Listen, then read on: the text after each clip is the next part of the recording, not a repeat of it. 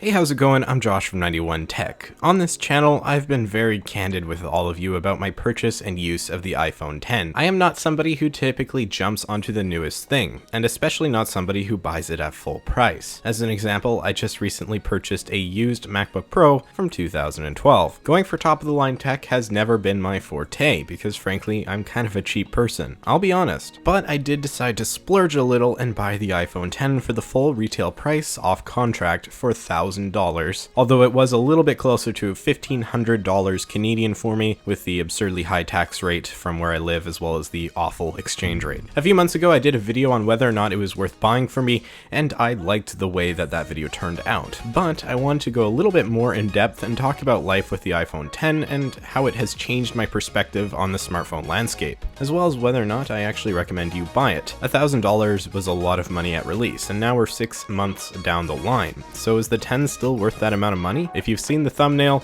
you know that I do not recommend you buy the iPhone X. It's not because it's a bad phone, it's a great one. In fact, I would say it's one of the best still on the market, and it'll likely remain that way until September, when the next iPhone comes out. And that's only like 4 months away already. And so that's the reason that if you're looking to buy a new phone, I personally would wait until the next iPhone. The X is great and all, but it's really expensive, and if for the same price you can get a better phone, then you should. But maybe you don't want to wait, or you're just interested in how the X holds up 6 months later. So let's talk a little bit more about it. But first, make sure you go follow me over on Twitter and Instagram, direct links in the description. Okay, enough of that. I'm sorry. Let's just get right into this. For me, the X has held up great. I've kept it in a case its entire life, and so I haven't cracked it or had any serious damage. The stainless steel sides are admittedly quite scratched, even though I have been using a case, and so that's something you should expect if you get one, but for me, I don't really care that much. It's not something you really notice. For cases, I've just been using a cheap black Spigen case, and I just recently bought Apple's red leather case. While protection-wise, the leather case isn't terribly helpful, it does help prevent some scratching, and I also really like the way it looks. So I am taking a bit of a risk, but again, I really like the way it looks. I've always had a screen protector, and that is something I would definitely recommend for any phone, but especially for the X, because you should really try to protect that beautiful bezel-less design. That display is just so beautiful. Speaking of which, how has that display been? Well,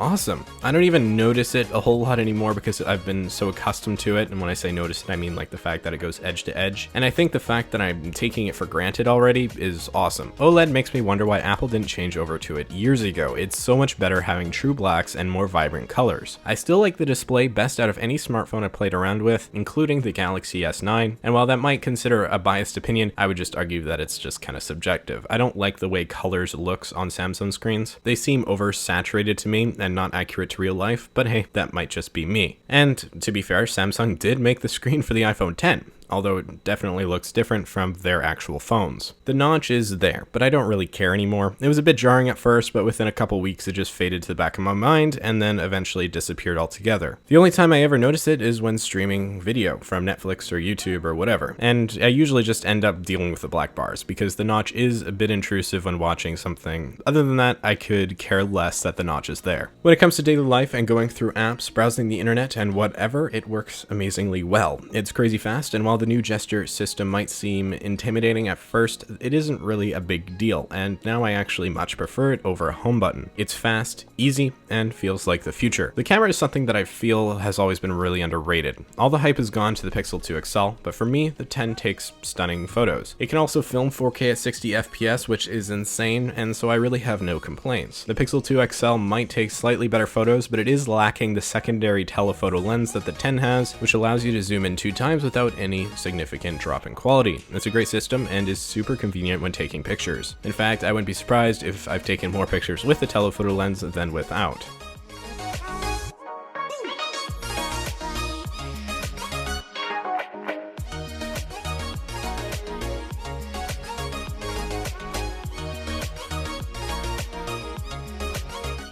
Wireless charging is something I always kind of thought was a gimmick, but then I started using it. It's great, even if it isn't truly wireless. It's much more convenient to just drop your phone on a pad than to actually have to plug it in. It's especially great when it's late at night and you're in bed, so you don't have to awkwardly fumble around with the cord. That's something I personally did a lot with my old phones. Do I have any complaints with the iPhone X? So far I've just been kind of praising it. And honestly, not really. It's a great phone. I suppose battery life could be better, but in all fairness, I do use my phone a lot, and it still still typically manages to get me through the day. Occasionally, if I'm on it more than usual, I will have to charge it up for a bit, but overall it hasn't been too bad. I do wish the phone wasn't so fragile, as I'm always very nervous I'm gonna drop it, but so far so good, and I think it's worth it for the premium design. Overall, the iPhone X is amazing. I do not regret buying it, but then again, I am an enthusiast, and as I've said before, it isn't for everybody. It definitely has its shortcomings, mainly being that it's crazy expensive, but for me, it was worth it. But again, the next iPhone is right around the corner, so I can't really recommend buying it for you. If you desperately need a new phone right now and really want the iPhone X, then go for it. You won't be disappointed, but most of you, I'd say, should either buy an iPhone 8 right now or wait until September, or heck, even look at the used Apple market. I'll drop a link in the description to my iPhone buying guide for right now if you're interested. And so after 6 months, I love my iPhone X. So much, in fact, that I'm not even sure that I'm gonna get the new iPhone when it comes out this September. If it doesn't have a killer feature that I really want, then I probably won't buy it. I love the size of the 10, it's perfect for my pretty small hand, and so I wouldn't be interested in a 10 Plus or whatever. So it's gonna be a hard sell for Apple in September. We'll see what they have. And with that all said, I think that's it for this video. Thank you so much for watching. I really do appreciate it. Do you own an iPhone X? Are you thinking about getting one? Or are you just gonna wait for the next one? Let me know what you're thinking in the comments down below. Don't forget to like this video if you found it interesting or helpful, and maybe consider subscribing for more content just like this. You can follow me over on Twitter and Instagram, direct links below. Thanks again, guys. I'm Josh from 91 Tech, and I will see you all next time.